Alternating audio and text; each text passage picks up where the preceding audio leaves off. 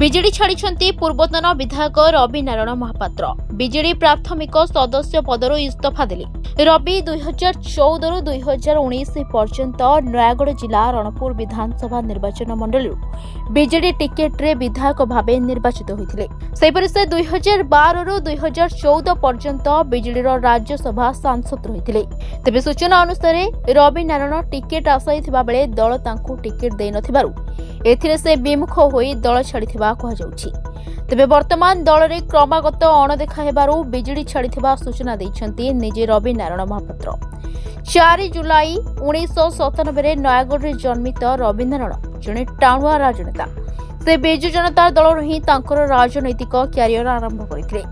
2014ରେ ସେ ରଣପୁର ବିଧାନସଭା ନିର୍ବାଚନ ମଣ୍ଡଳୀରୁ ବିଜୟ ଲାଭ କରି ବିଧାୟକ ହୋଇଥିଲେ।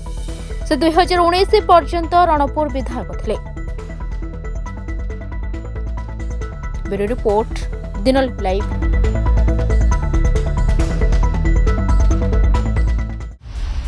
दिनलिपि लाइव को एबे ही लाइक शेयर सब्सक्राइब करंतु।